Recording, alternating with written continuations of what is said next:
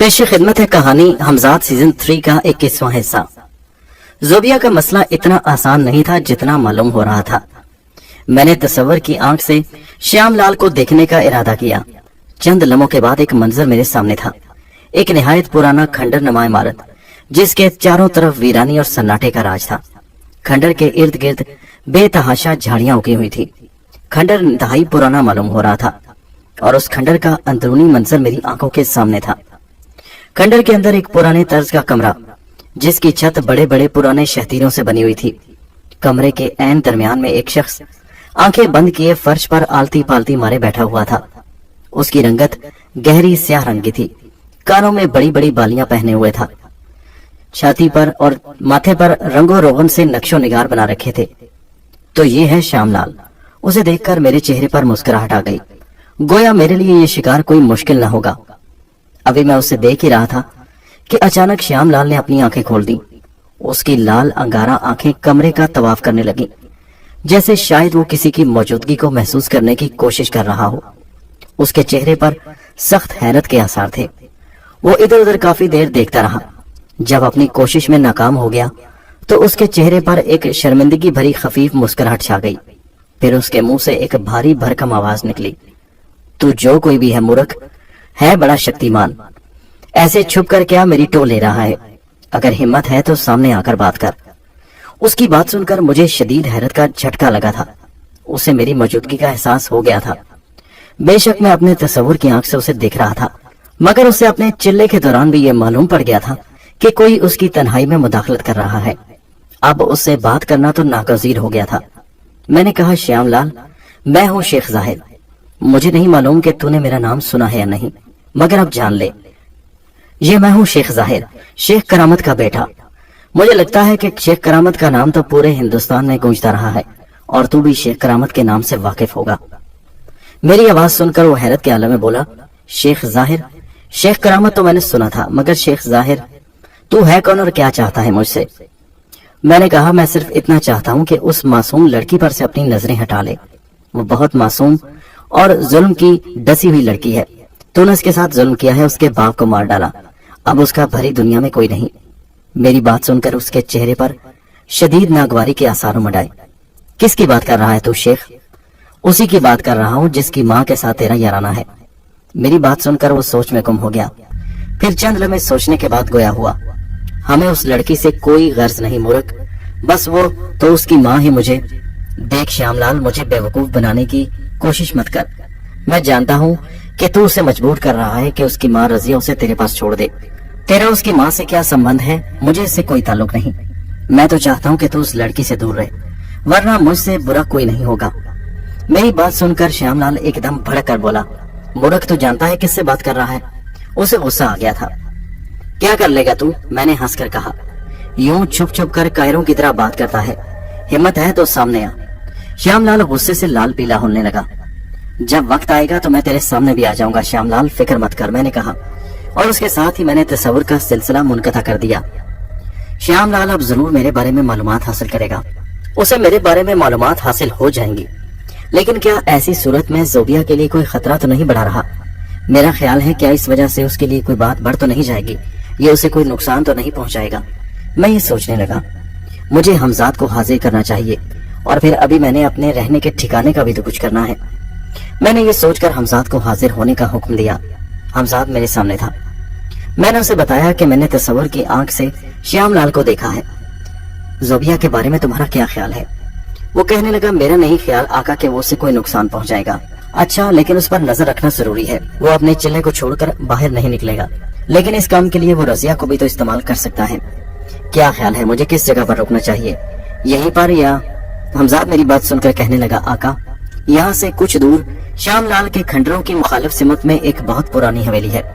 ये हवेली आज से 250-300 साल पहले की है। एक नवाब की रिहाइशगाह थी, लेकिन 2 कबीलों की लड़ाई में उनका पूरा खानदान मारा गया। ये हवेली निहायत वीरान और बियाबान जगह पर है। सदियों से वीरान पड़ी है ये हवेली, उसमें कोई नहीं रहता। मेरा ख्याल है कि आपके लिए फिलहाल उससे बेहतर ठिकाना और कोई नहीं। और जब तक ज़ोबिया और उसकी सौतेली माँ के बारे में कुछ पता नहीं चल जाता कि उनके हालात आगे कैसे हैं, उस वक्त तक मैं इस शहर को नहीं छोड़ना चाहता। ठीक है आका, जैसे बाप का हुक्म। उसने मेरा हाथ पकड़कर मुझे आंखें बंद करने का कहा और जब आंखें खोलने का कहा तो हम एक देवकामत इमारत के सामने खड़े थे। अंधेरे में वो देवकामत इमारत बहुत हैबतनाक मालूम हो रही थी। इमारत इतनी बड़ी थी कि उसकी ऊंचाई देखकर मालूम पड़ता था कि अपने जमाने की बेहतरीन इमारत होगी, मगर इस वीराने में इमारत के दूर दूर तक किसी आबादी का कोई नामो निशान नहीं था। आस पास हरे भरे दरख्त थे। रात की तारीकी हर सूझ छाई हुई थी, इसलिए इमारत की सही तौर पर हालत का मालूम नहीं पड़ रहा था कि इमारत की हालत क्या करे। हमजाद ने मुझे हवेली के टूटे फूटे दरवाजे से अंदर चलने का इशारा किया। आका चलिए, ये रहने के लिए महफूज जगह है। श्याम लाल की तरफ से चौकन्ना भी रहना है। मेरे ख्याल से ये बेहतरीन जगह है। हवेली का दलान बहुत बड़ा था। उसके सामने एक बहुत बड़ा बरामदा था। बरामदे के अंदर एक बहुत बड़े कमरे का दरवाजा था, शायद हाल नुमा था। उसके अंदर दाखिल हुए काफी बड़ा हाल था। जहाँ बजा मिट्टी के ढेर लगे हुए थे और जानवरों की गंदगी की बदबू भी आ रही थी, जिसका मतलब है कि शायद इंसानी आबादी न होने की वजह से ये हवेली जानवरों का मस्कन भी रही होगी, मगर फिलहाल अंदर किसी जानवर का नामो निशान नहीं था। मेरी आंखें जब अंधेरे में देखने के कुछ काबिल हुई तो हमजाद ने बाएं तरफ इशारा करते हुए कहा, उस तरफ वो आका कमरा कुछ रहने के काबिल है, बेहतर दिख रहा है। एक बड़ा दरवाजा खुला हुआ था। कमरे में दाखिल हुआ। कमरा मुनासिब साइज का था, जिसकी तरफ एक खिड़की थी जो पीछे जंगल की तरफ खुली हुई थी। ये रहने के लिए मुनासिब जगह मालूम पड़ रही थी। हमजाद ने मेरे लिए फौरन एक नरम बिस्तर का बंदोबस्त कर दिया। आका यहाँ आप आराम से रहिए, मैं आपके साथ हूँ। हाँ, रहने के लिए तो पुरसुकून जगह है, मैंने इधर उधर देखते हुए कहा। फिर मैं उस बिस्तर पर बैठ गया। बहुत भूख महसूस हो रही है, मेरे लिए खाना ले आओ, मैंने हमजाद से कहा। जी आका। हमजाद गायब हो गया। थोड़ी देर बाद वापस आया तो उसके हाथ पर एक तश्तरी रखी थी जिसमें निहायत लजीज खानों की खुशबुएं कमरे में फैल गईं। मेरी भूख और चमक उठी। उसने खाना मेरे सामने रखा और मैं बड़ी रगबत से खाना खाने लगा। खाने पीने से फारिग होने के बाद हमजाद को मुखातिब करते हुए कहा कि जरा रजिया और जोबिया का हाल मालूम करो। ठीक है आका, ये कहकर वो गायब हो गया। थोड़ी देर बाद हाजिर हुआ और कहने लगा, आका रजिया बहुत खुश है। रजिया उसके साथ मौजूद है और वो दोनों आपस में अभी अच्छे मुरासम के साथ रह रही हैं। फिलहाल तो वो गहरी नींद सो रही हैं। अब तो रजिया का शौहर भी मर चुका है, उसे औलाद की आरज़ू भी नहीं रही, लेकिन फिर भी रजिया एक चालाक औरत है। वो जानती है कि उस अमल से अब उसका कोई गर्ज बाकी नहीं रही।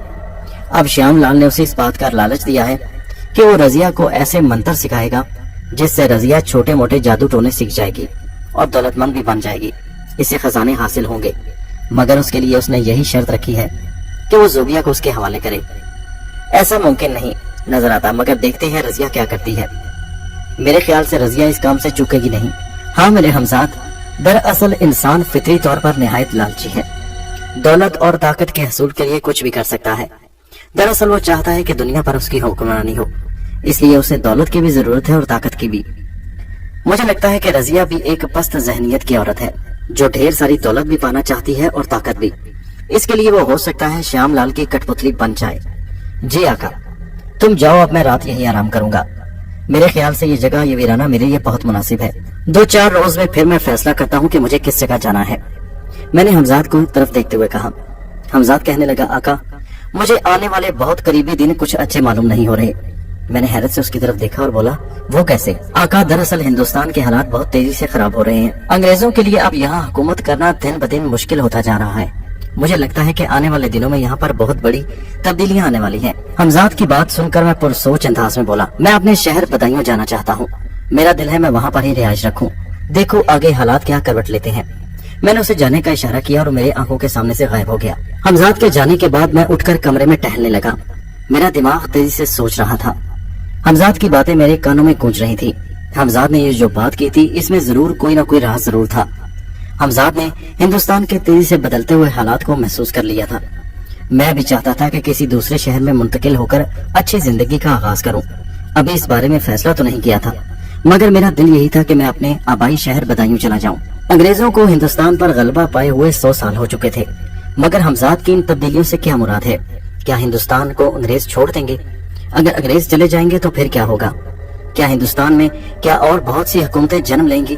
क्या हिंदुस्तान तारीख जैसा फिर रियासतों में बढ़ जाएगा?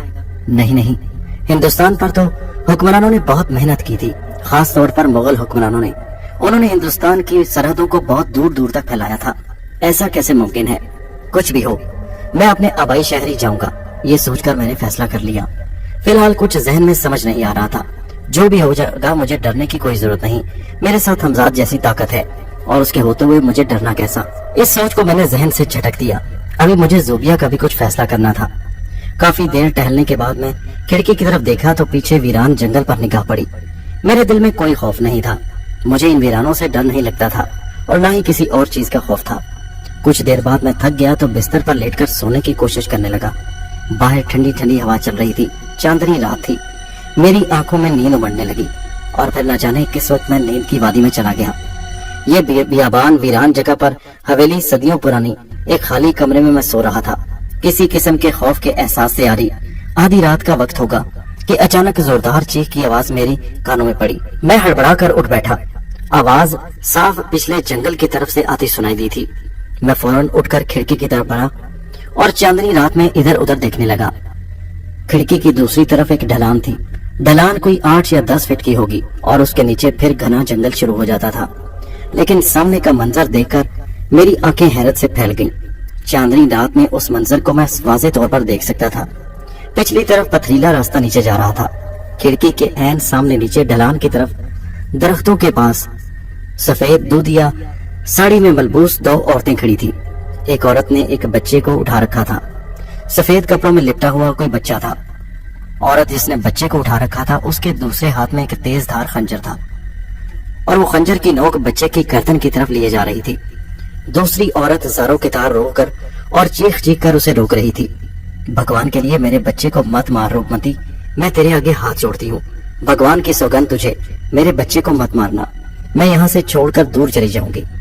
जबकि दूसरी औरत, जिसका अंदाज इंतहाई जारहाना और जालिमाना था, बड़ी सफाकी से बोली, नहीं नहीं, मैं आज इस बच्चे का किस्सा तमाम कर दूंगी। तूने चंपा की बराबरी करने की कोशिश की है, इसका दंड तो तुझे अवश्य मिलेगा। देखते ही देखते उस जालिम औरत ने बच्चे की गर्दन पर खंजर चला दिया। बच्चे की जोरदार और कड़कदार रोने की आवाज सन्नाटे में गूंजने लगी। औरत ने बड़ी सफाकी से बच्चे को जमीन पर पटक दिया और कह कह लगाती हुई दरख्तों के पीछे गायब हो गई। जबकि दूसरी औरत जो बच्चे को मारने से रोक रही थी, वो रोती और धाने मारती हुई तेजी से आगे की तरफ बढ़ी और बच्चे को उठा लिया। मगर बच्चे की चीखों पुकार उस वक्त तक थम चुकी थी, जिसका मतलब था कि बच्चा तड़प तड़प कर मर चुका था। बच्चे के मरने का मतलब यही था कि उस औरत ने बड़ी बेदर्दी से उस बच्चे को कत्ल कर डाला था। उस औरत के मुंह से बैन निकलने लगे। उसकी अंधाधुंध चीखें, ममता भरी चीखें मेरे दिल पर जैसे छुरियां सी चलने लगी। मेरा दिल एक लम्हे के लिए शायद धड़कना भूल गया था। ये सब कुछ इस कदर अचानक हुआ कि मुझे कुछ समझने का मौका ही न मिल सका। मैं फौरन खिड़की पर चढ़ दौड़ा और दूसरी तरफ छलांग लगा दी। दूसरी तरफ कुछ गहरी ढलान थी। मैं नीचे गिरते ही अपना तवाज़ुन बरकरार न रख सका और लुढ़कता हुआ नीचे की तरफ जाने लगा। हल्की फुल्की खराशें भी आईं, मगर मैं दर्द से कराहते हुए उठ खड़ा हुआ। वो औरत बच्चे की लाश को उठाए मुसलसल रो रही थी और फिर रोते रोते वो भी पिछले जंगल की तरफ पलट गई। मैं उसे पीछे से जोर से आवाजें देने लगा, सुनो, मेरी बात सुनो। मैं लंगड़ा लंगड़ा कर उसके पीछे चल रहा था। टांगों में छोटी मोटी कई खराशें आने से दर्द की टीसें उठ रही थी, मगर वो औरत ऐसी गूंगी और बहरी बन गई जैसे उसने मेरी आवाज ही न सुनी हो। वो बगैर मेरी बात सुने दरख्तों की तरफ बढ़ने लगी और फिर वो भी एक दरख्त के पीछे गायब हो गई। बड़ी अजीब सूरत हाल थी। मैं फौरन दरख्त के करीब पहुंचा तो ये देखकर मेरी हैरत की इंतहा न रही कि दरख्त के पीछे तो कोई नहीं था। मैंने दूर दूर तक उसे काफी देर तक ढूंढा, मगर उन दोनों औरतों को जमीन खा गई आसमान। उन औरतों का कहीं नामो निशान तक न था। चांदनी रात में सुनसान जंगल वाज़ेह नजर आ रहा था। काफी देर इधर उधर भटकने और उन्हें ढूंढने के बाद जब कुछ हाथ न आया तो मैं अपने ठिकाने की तरफ बढ़ा। खिड़की के रास्ते बड़ी मुश्किल से कमरे तक पहुंचा और निढाल होकर बिस्तर पर लेट गया। बार बार उस औरत की करबनाक चीखें और वो खौफनाक मंजर मेरे दिमाग में आ रहा था। उस औरत ने दूसरी औरत के बच्चे को बड़ी बेदर्दी से कत्ल कर डाला था और मैं उस बेचारी की कोई मदद न कर सका। मैं उस वक्त इतना हवास बाख्ता हो गया था कि हमजाद को बुलाने तक का भी ख्याल न आया। बार बार सोचता रहा कि आखिर ये क्या राज था। नींद तो आई, मगर काफी देर के बाद। सुबह दिन चढ़े तक सोता रहा। आंख उस वक्त खुली जब खिड़की पर चिड़ियों की चहचहाट कानों में पड़ी। उठकर बैठ गया। काफी दिन चढ़ चुका था। रात का सारा माजरा याद आ गया। मैं उस पुरानी हवेली में लेटा हुआ था। दर्द की टीसें कुछ हद तक कम हो चुकी थी। मैंने हमजाद को हाजिर किया और अपने लिए नाश्ता मंगवाया। मैंने रात वाले वाक़े का उससे जिक्र नहीं किया, लेकिन मुझे इस बात का शदीद तजस्सुस था कि वो दोनों औरतें कौन थी और वो बच्चा कौन था। जिस औरत ने मार डाला वो कौन थी? नाश्ते के दौरान मेरी हमजाद से रजिया और जोबिया के मुतालिक बात हुई। उसने बताया कि रजिया जोबिया को शीशे में उतार रही है और उससे बड़ा प्यार मोहब्बत जता रही है। लगता नहीं कि वो उसे उसके हवाले करेगी जब तक रजिया का मतलब नहीं पूरा हो जाता। रजिया जिस मकसद के पीछे भाग रही थी उसमें तबाही के सिवा कुछ नहीं था। हमजाद को मैंने रुखसत कर दिया। उसके जाने के बाद मैंने तसव्वुर की आंख से रजिया और जोबिया का जायजा लिया। वो दोनों बड़े प्यार मोहब्बत से रह रही थी। श्यामलाल से मुझे उस वक्त तक खतरा नहीं था जब तक वो खुद कोई कदम न उठाए। उसके लिए इंतजार करना होगा। ठीक है, फिलहाल मुझे उस रात वाले वाक़े की तहकीकात करनी चाहिए। रात वाली खराशों का दर्द काफी हद तक खत्म हो चुका था। दिन की रोशनी में मैं बाहर निकल आया। हवेली का घूम फिर कर जायजा लिया। हवेली काफी पुरानी थी। दीवारों पर जगह जगह काई जमी हुई थी। मालूम पड़ता था इस वीरान हवेली को 100 साल से भी ज्यादा हो चुका था वीरान हुए वे। मैं चलते हुए हवेली के उस हिस्से की तरफ आ गया जिस तरफ कमरे की खिड़की खुलती थी, जिस कमरे में मैंने रात को कयाम किया था। मैं दिन की रोशनी में उस घने जंगल में इधर उधर घूमता रहा।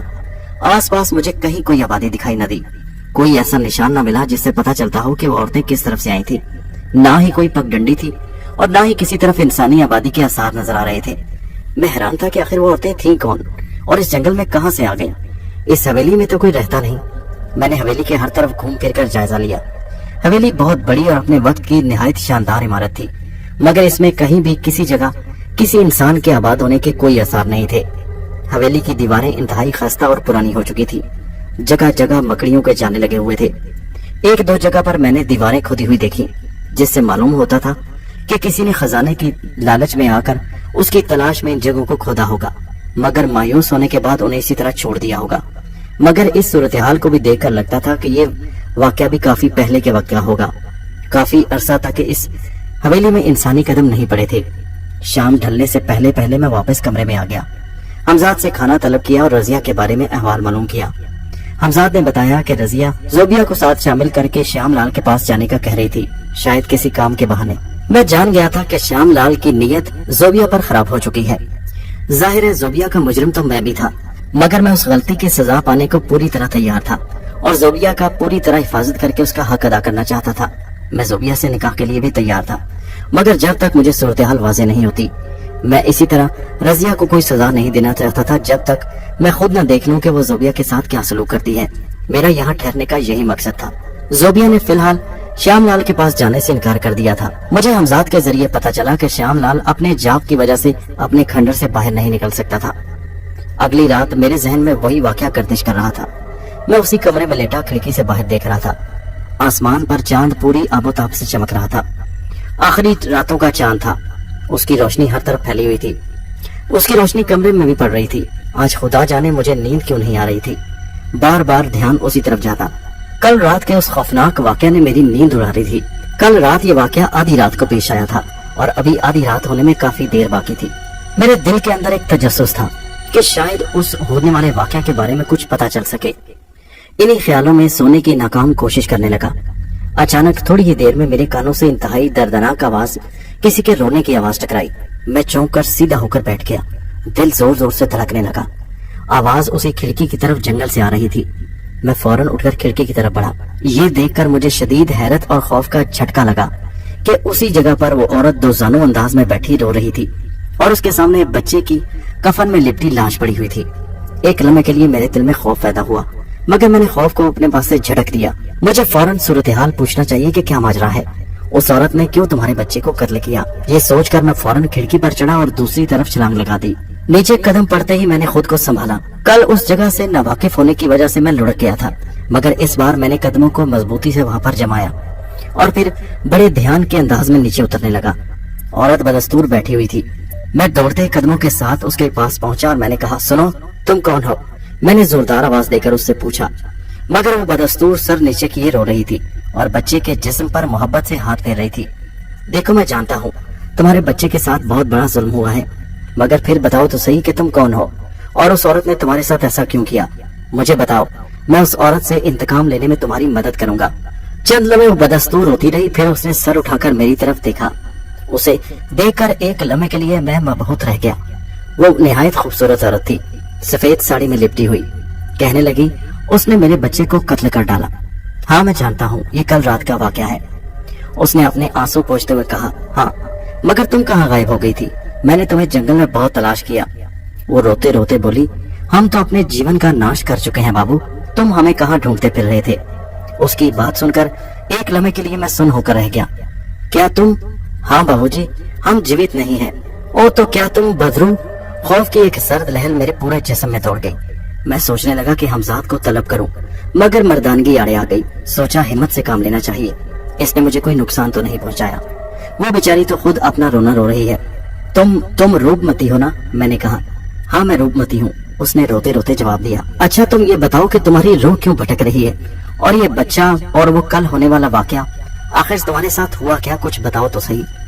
मैंने कहा तो वो हिचकियां लेते हुए बोली, बाबू हमारी घटना जानकर क्या करोगे? तुम हमारी कोई सहायता तो कर नहीं सकते। मैं तुम्हारी मदद जरूर करूंगा, तुम मुझे अपनी कहानी सुनाओ, तुम्हारे साथ क्या हुआ था? औरत रोते रोते अचानक रुककर बोली, क्या तुम सच कह रहे हो? क्या तुम हमारी सहायता करोगे? हाँ जरूर करूंगा, मगर पहले मुझे बताओ तो सही तुम्हारे साथ हुआ क्या? हाँ जरूर सुनाऊंगी, मगर पहले हमें अपने बच्चे को सीने से लगाकर खूब प्यार करने दो। उसकी बात सुनकर मैं मजीद हैरतज़दा हो गया। उस मुर्दा बच्चे को अपने सीने से लगाकर वो यूं लोरी देने लगी जैसे वो जिंदा हो। मैं उससे चंद कदम के फासले पर खड़ा था और पूरी तरह चौकस था। अगर मुझे कोई खतरा हुआ तो मैं फौरन हमजाद को बुला लूंगा। वो चंद में उसे लोरी देती रही, प्यार से चूमती रही, फिर एकदम उठ खड़ी हुई और कहने लगी, हमारे पीछे आओ बाबू। वो मशीनी अंदाज में आगे कदम बढ़ाने लगी। उसका रुख हवेली के पिछले हिस्से की तरफ था, जहाँ हवेली का पुराना बाग था। मैं कुछ फासले पर उसके पीछे पीछे चलने लगा। काफी दूर का चक्कर काटने के बाद हम हवेली के पिछले हिस्से में आ गए। इस तरफ भी काफी घना जंगल था। हवेली की टूटी फूटी दीवार से उजड़े हुए बाग का मंजर बखूबी दिखाई दे रहा था। वो उस टूटी दीवार से बाग के अंदर दाखिल हो गई। वो चलते चलते बाग के ऐन दरमियान में पहुंच गई, जहाँ एक बहुत बड़ा पुराना कुआं था। वो पीछे की तरफ मुड़ी और मेरी तरफ देखते हुए उसने कुएं की तरफ इशारा किया और कहने लगी, हमारी घटना इस कुएं में छुपी है। इस कुएं में? मैं हैरत से कुएं की तरफ देखकर कहने लगा, खामोश रहो, अगर हमारी घटना सुनना चाहते हो तो बस सुनो और बीच में सवाल मत करना। मैं उसकी बात सुनकर खामोश हो गया। फिर वो कहने लगी, हमारे पति सुंदर प्रताप 300 साल पहले इसी जगह बड़े चाव से हमें ब्याह कर लाए थे। उसकी पहली बात पर ही मैं चौंक पड़ा, मगर मेरे इल्म के मुताबिक तो ये हवेली किसी मुसलमान नवाब की बनाई हुई थी। वो फिर बड़े दुरुस्त लहजे में बोली, मैंने कहा ना बीच में टोको मत। नहीं, बाद में शायद सुंदर प्रताप से किसी ने इस हवेली को खरीद लिया हो। मेरी कहानी के बीच में बोलो मत, अगर ऐसा कहोगे तो मैं कहानी नहीं सुना सकूंगी। उसने सख्ती से कहा, मैं क्षमा चाहता हूँ नारी। सुंदर प्रताप की हवेली और इसके अलावा बहुत बड़ी जायदाद थी। यहाँ जो हर सू फैले हुए जंगल देख रहे हो, यहाँ किसी जमाने में बड़े हरे भरे खेत और बागात थे, जो हमारे पति सुंदर प्रताप को अपने पुरखों से मिले थे। सुंदर प्रताप अपने माता पिता की इकलौती संतान थे। उनकी पहली धर्मपत्नी रूपमती थी। शादी के 10 साल गुजर जाने के बाद भी उनके यहाँ कोई संतान नहीं थी। इस दौरान में सुंदर प्रताप के माता पिता भी गुजर गए थे, उनका देहांत हो चुका था। दोनों पति पत्नी औलाद के लिए तड़प रहे थे। ऐसे में उन दोनों ने फैसला किया कि सुंदर प्रताप एक और शादी कर लें, ताकि संतान की खुशी उन्हें मिल सके। इस सिलसिले में सुंदर प्रताप की धर्मपत्नी रूपमती की नजर हम गरीबों की कुटिया पर पड़ी। मेरे माता पिता गुर्बत की चक्की में पिस रहे थे। इस रिश्ते को भगवान की कृपा समझकर उन्होंने हमें बड़े चाव से एक सौतन बनाकर ब्याह कर सुंदर प्रताप की हवेली भेज दिया। यहाँ तुम ये सोच रहे होगे कि अगर हम गरीब थे तो सुंदर प्रताप जैसे राजा की नजर हमारी कुटिया पर ही क्यों पड़ी, या उनकी धर्मपति रूपमती ने हमें ही उनके लिए पसंद क्यों किया? तो उस बात का जवाब यह है कि सुंदर प्रताप खूबसूरत नारियों को पसंद करता था।